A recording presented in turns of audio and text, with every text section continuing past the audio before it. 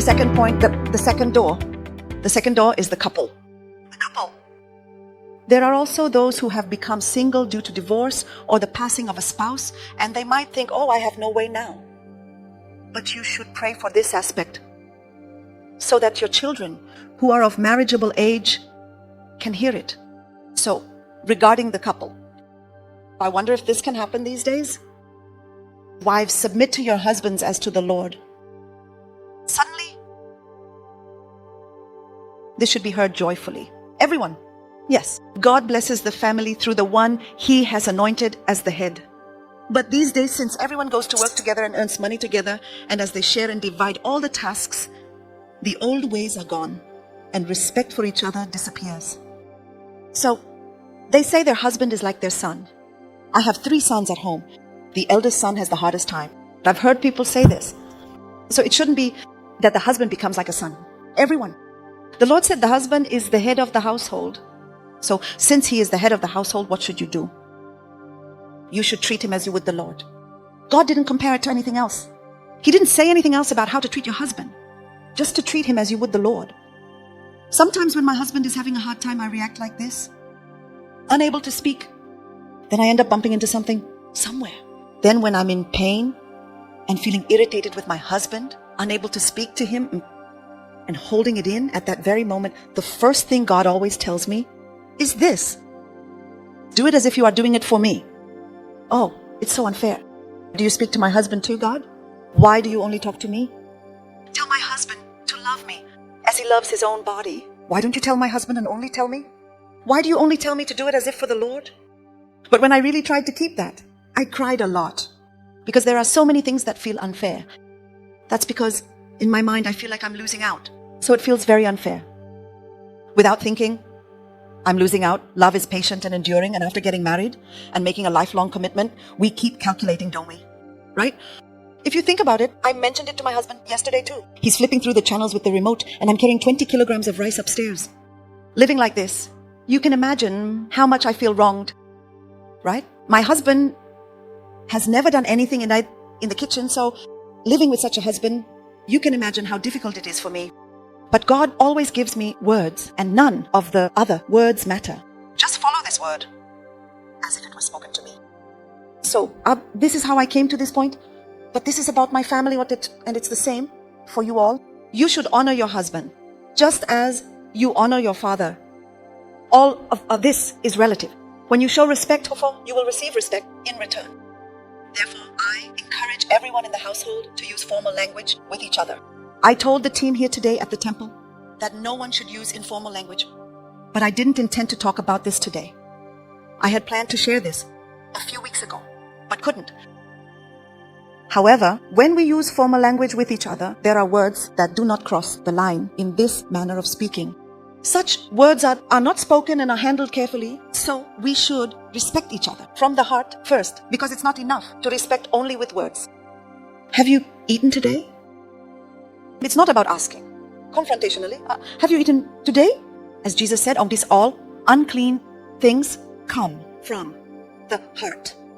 So, when we first love with our hearts, love our husbands and wives, God sees that sincerity, and that's when blessings come to the household. But when we get married, we are so in love, wearing the wedding dress, feeling like we can't live without each other, and we marry with that kind of love. But now there are people who come back divorced right from their honeymoon. And as we live, who becomes the biggest enemy in this world? It starts to be the husband. But it really seems like such an unfortunate generation. Just a little patience, a little endurance, a little understanding. Because everyone is different, right? One person might be a morning person, while the other might be a night person. One person might dislike vegetables, while I might like them. One person might have a very active personality, while I might have a quiet sitting personality. All these things are different, but trying to make it my way to the end leads to constant clashes. You just need to understand, that's all. Isn't that right? So for our family not to break apart in God, we must overcome Satan. Since that's already the case, I hope you start from the very foundation of your family to ensure it doesn't break and doesn't fall into Satan's temptations. Yes. And here it says, husbands, Love your wives just as Christ loved the church and gave himself up for her. Wow, isn't that an amazing statement? It's an even more remarkable statement than doing it as unto the Lord, everyone. He gave himself up for us, laying down his life. Everyone, would you lay down your life for your wife? Gentlemen here, look me straight in the eyes. Would you lay down your life for your wife? You need to lay down your life. Everyone. Huh? There's a saying like that. What is it? If your wife and mother are drowning, who would you save first? They talk about things like this. Who should you save first? Both. As expected, you are on strike. Truly, treating your wife as you would yourself means you must love her like your own life. But if you look at the scripture here, it says that the wife was made from the man's rib. Then it says that when a man leaves his parents and marries, he becomes one flesh with his wife. Then we are one. So if I'm drowning, do I save half of myself and let the other half die? That's not it. Just think of it as myself. I have to get out first, right? Then who am I? It's my wife. I have to save and get out for my wife. It's not about abandoning your mother. You have to love your wife as much as you love your own body. Yes. Otherwise, it won't work. Among the people here, there's someone who really moved me. Of course, I think there are many of you who would say, oh, I already live like that when I talk about this. Because most of the couples who come here seem to have very good relationships. But I was honestly very envious when I saw Brother John Song John treating his wife with such devotion. But was it about 2 years ago? Oh, she came to me saying, my husband is very sick. She was asking me to do something about her husband, and the couple was sitting over there. At that time, her expression was one of, please save me. It was the first day I met her, and she had eyes full of love for her husband, as if she loved him to death. Amazingly, God miraculously saved him that day. I can never forget that day. Just 2 years ago, I held 8 large conferences in a year, and you can imagine how many people came to see me. During the worship, other international speakers would come, and many would ask if they could receive prayers from them. But when they came to me, it was a father with 2 small children, around middle or high school age, and the look in their eyes was like, please save us. What I can't forget even now is not the sick husband's eyes, but the wife's eyes, which weren't saying, save my husband. It was the look in her eyes, saying, please save me. And how much she prayed and came earnestly for her husband. I felt a love deeper than anyone's faith mentioned in the scriptures. But what was truly amazing was that at that time, I received something through Pastor Bruce Allen. He told me to use this when I pray. But it was so precious to me that I had never used it before on people. But that day I happened to have it with me, and I hadn't even used it on my family at home. So Pastor Bruce Allen gave it to me, saying that there would be a time when God would have me use it. At that very important moment, use it and pray for him. He said this, and I agreed. But on that very day, it happened to be in my pocket, and with complete faith, I gave it to that person. But there could have been some side effects, yet I gave it with faith, and that person, who hadn't been able to eat until the day before, started eating from the next morning, right? So now he has grown into such a fine, impressive physique. He was over 50 kilograms at that time, despite being tall. So something went wrong, and he was in a very difficult situation. But since then, he has worked hard and even went to prison to do ministry work. When he first came, he was having trouble speaking in tongues. But I approached him, listened to his speaking in tongues, and told him to speak louder. Speak louder. You need to break through. Speak louder.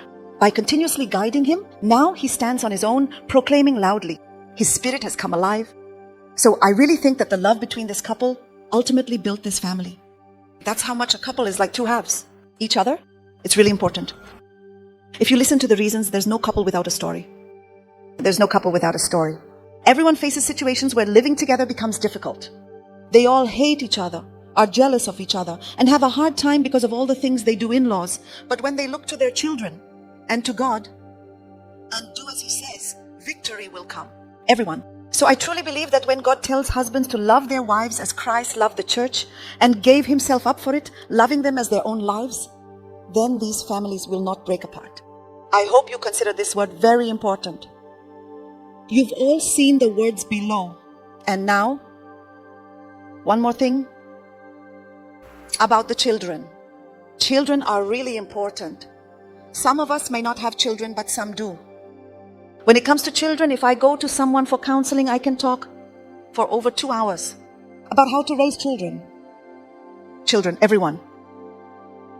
You should dedicate them to God like Hannah did. You should never think of them as your own. Children are never our possessions. God has simply entrusted them to me, to my husband. Can you raise them for a while? That's all He has done. But when it comes to ruining children, it's because we interfere too much and nag them according to our standards, ruining them. Just as you would entrust them, leave them to God and only speak words of blessing to the child. Even if this child is getting low grades at school or is constantly being called in for causing trouble and the school asks the parents to come and write this or that, no matter what happens, you should just believe that this child is naturally going to succeed. This child is definitely going to do well. You must never abandon this belief among yourselves. So you don't need to tell them to do this or that. Just hold on to the belief that they will do well. Just say, Mom, I think it's like this. What do you think, Mom? I don't think I can do it. I think it might be like this. Then do what you like. These days, you can't succeed just by studying alone. Do what moves your heart. And you need to encourage and give strength to the children to develop the talents given by the Lord. You're doing that, right? Yes. So the people who curse their growing children the most are the parents. So you might think, I didn't curse them, and just ponder quietly. But really, when a parent thinks, how did I end up having a child like that? The moment that thought enters your mind, all the imaginary and spiritual worlds connect with reality. You know, right? It's very important. So if you harbor hatred towards your husband, resentment towards your parents, or think, why did I have this child? It's tough. All these thoughts already manifest into reality, just as it is done in heaven. It is done on earth. That's exactly what that saying means. So you should always teach your children with courage, hope, you will do well, blessings, and the words of God. Otherwise, if your own righteousness, no access, and dreams come into play, like if you wanted to be a lawyer but couldn't, and you think, I must make my child a lawyer no matter what, you absolutely should not do this. If you couldn't achieve it, you need to let go of it for yourself. You didn't want to study much and gave up. So why should your child have to go through that to the end? I shared this once before. Was I in my early 30s then? At that time, through someone's introduction, I went to a place deep in the mountains for a 3-day training. When I went to that training place, you couldn't bring in a phone or anything else. And for 3 days, about 20 of us gathered deep in the mountains to pray and talk. But there, an elderly lady in her late 60s, almost early 70s, came, and during our prayer session, she started to open up about her innermost thoughts. I have shared this here just once before. Her son is in his 30s, and she is the wife of someone so well known that if you mention her husband's name, everyone in Korea would recognize it from a major conglomerate. However, although no one in the world knows, her husband is addicted to computer games and plays them every evening. So, despite her not feeling well at the time, she would break the computer to make him stop. But the next day, without fail, he would buy another one. And then he would play again and again and continue chain smoking. So she felt so overwhelmed on her own that she said she couldn't live because of her husband. Then after a while, she started talking about her son. She said she raised her son only on their family land. Since the house was so big and the land was so vast, she hired private tutors for everything, like English tutoring and other subjects, so that the child wouldn't mingle with other kids. She arranged all the specialized tutoring at home. That's how she sent her son to Harvard University. So after graduating from Harvard University a few years later, the son came home and said to his mother, "Mom, I tried to commit suicide several times, but it didn't work. I really want to die." So the mother thought, "Don't you have anything? Don't you have money? Are you ugly? Why? What reason do you have to die? Why are you trying to die?" The mother was shocked and asked the child, and he said, "Mom, I never learned how to live with other people. I don't know how to live in the world and get along with people. It's too hard for me." Because the parents were so wealthy, they raised the child only at home and even homeschooled him. So he had no social skills at all. As a result, all these things like learning from relationships with others, being considerate and being kind to others, right? He should have grown up like this, but outside of the family, right? Since he only learned academics from such teachers. Although the parents achieved their goal of sending him to Harvard, he grew up as a child whose heart and character couldn't adapt to the world at all. So, most parents end up creating children who are just like themselves. Most people say that doctors come from families of doctors and lawyers from families of lawyers, but it's not just the profession. The child's character also grows to resemble their parents.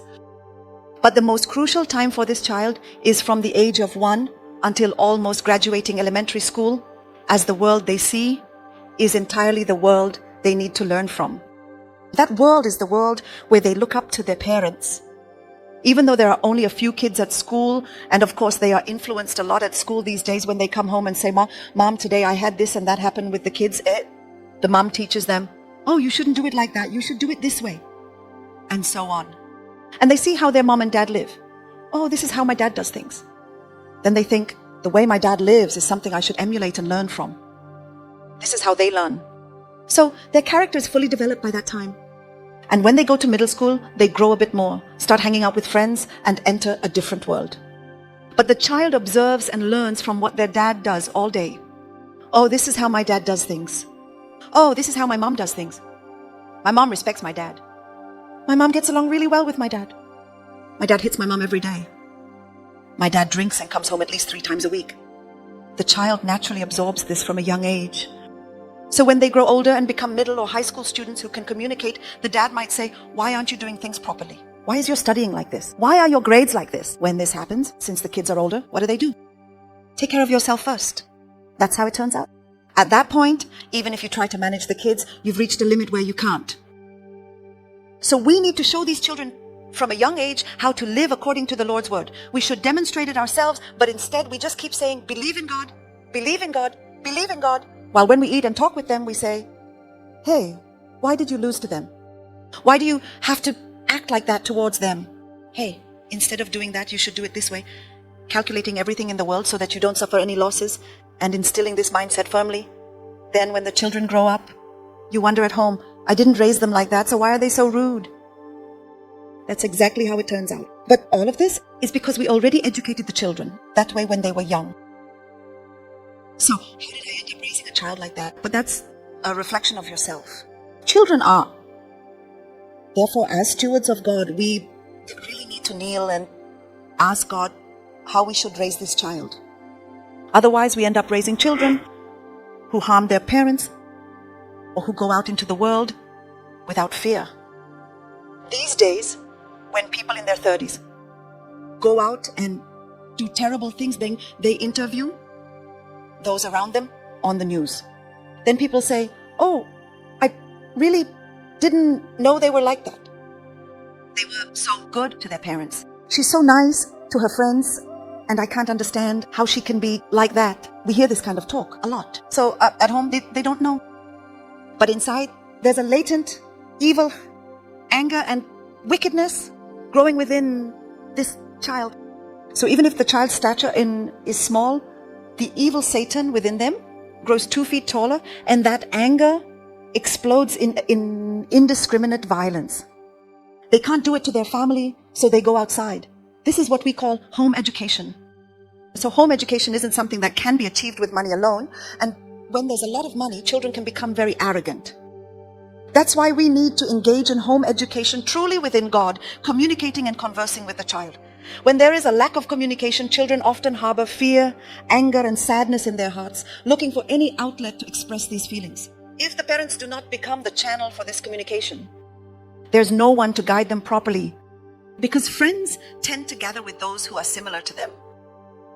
When a child who hangs out with similar friends says, "Hey, I'm going through something tough, and I don't know what to do," if they confide their worries, it would be great if the friend could give advice like a parent. "Hey, should we just leave the house together?" Being with a friend like that can lead to a wide and diverse variety of problems, everyone. This is where we have an extremely significant, serious, and pressing problem, folks. If the situation is really tough and the child is struggling immensely, deeply, continuously, and persistently due to the challenging circumstances, then ask God for more help. God, you have entrusted me as a steward. Should I let my child go hungry? Please give me more strength. God, have I been acting on my own wisdom without yours all this time? Then God, please grant me more wisdom so that this child, whom you have entrusted to me as a steward, can study abundantly, have what they desire, and grow freely towards your kingdom without being extravagant. You should confidently pray to God to pour that wealth upon me. Isn't that what a steward is? For example, imagine you're a steward of tens of thousands of acres of land. Then the owner comes and doesn't give you even a shovel or a pickaxe and says, "Hey, manage all of this." Wouldn't you speak up confidently? You would confidently say, "I need a cultivator and I need a saw to cut wood." It's the same. God has made you a steward, but if this child of God is discouraged, how can that be right?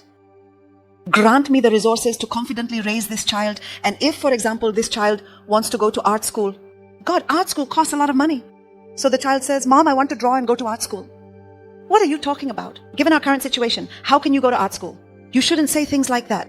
Regardless of our situation, they are a child of God. If God wants to send them to art school, then God, please provide the money. You must do it. Everyone. I have had such an experience too.